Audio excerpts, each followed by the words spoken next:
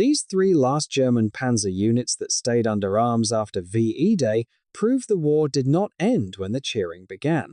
3. Panzer Brigade Norwegen. In a country that saw no pitched tank battles, the occupiers still held a steel fist. Norway housed a massive German garrison, hundreds of thousands strong, guarding the Atlantic Wall and vital routes for Swedish iron ore and ball bearings. When Germany fell, disarming such a force took time, and inside that vast machine sat one armored blade, Panzer Brigade Norwegen. Despite the grand title, it was really a reinforced battalion built around Panzer III tanks. 61 vehicles stood ready, 25 H models with a 50mm gun, 36 N models with a short 75mm gun, plus 10 assault guns for extra punch. They had never fired in anger, yet they were intact, fueled, and waiting.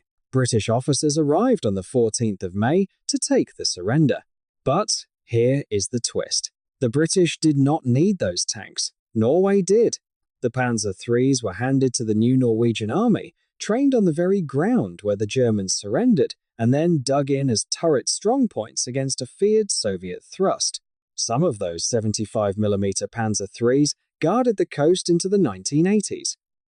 This matters because it shows how the wreckage of a fallen empire can be repurposed overnight, and how VE Day did not instantly disarm every armored fist in Europe. 2. Panzer Abteilung, 213 inches, the Channel Islands, with Alderney holding out the longest.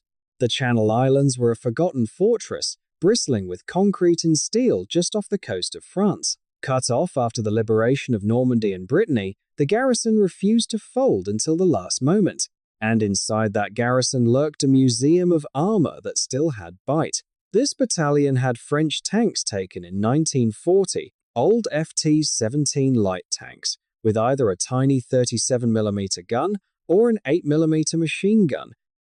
They were slow, outdated, and everywhere. 8 on Jersey, 8 on Guernsey, 4 on Alderney. Their turrets were even embedded as bunkers across the islands. Later, heavier French Char B-1 tanks arrived. Flamethrower versions, command variants, and standard models split between Jersey and Guernsey, while Alderney kept its FT-17s. On the 9th of May, Jersey and Guernsey surrendered. Sark followed on the 10th. Alderney did not.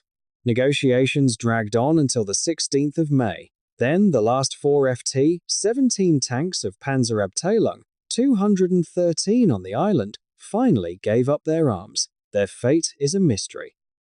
Many believe they were dumped into the deep quarry waters along with German guns, waiting in the dark to be found. This matters because it reveals how isolated pockets, armed with relics, could defy the calendar and extend the war's end by days. It also shows the German habit of turning captured equipment into a web of static firepower, buying time even when the Reich was gone. 1. Panzer Abteilung, 212 on Crete. The final armored shadow of the Third Reich. Here is where the end refused to end. Germany had left behind island fortresses in the Aegean. When the war officially closed, the British accepted the surrender of the garrisons in name, but did not disarm them. Greece was erupting, and communist partisans were gathering in the hills. Disarming the Germans would have meant a massacre and a power vacuum. So the British did something no one expects. They kept the Germans under arms and used them. On Crete, a strip around Suda Bay, the town of Chania, and the Maleme airfield stayed in German hands. A garrison of 16,000 troops, German and fascist Italian, stood ready. Inside that zone rumbled Panzer Abteilung 212, at least 10 Panzer IIs, 5 Panzer IIIs, 10 Panzer IVs, 15 French Hotchkiss tanks, 5 Samoa, 35 tanks, and other armored vehicles. On the 11th of May, a British brigadier and his escort were ambushed by communist fighters.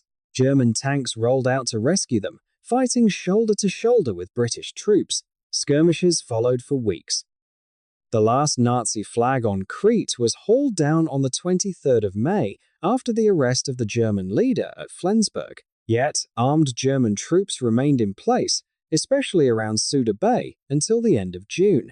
About 1,600 Germans kept up anti-partisan operations alongside the British. The German commander even requested 5 Knights' Crosses for officers engaged in these actions, and they were approved, backdated to the 10th of May. This matters because it shatters the simple ending we want from history. It shows that power, fear, and survival can override clean timelines.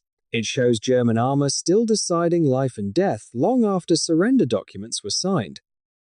Across Norway, the Channel Islands, and Crete, these 3 last Panzer holdouts reveal a harsher truth. VE Day was a turning point, not a final switch. Armored engines still idled. Crews still waited for orders. In some places, the tanks kept fighting while the flags changed. Remember these stories when you picture the end of the war, because history does not stop on cue. It rumbles on, tracks grinding, into the uneasy dawn.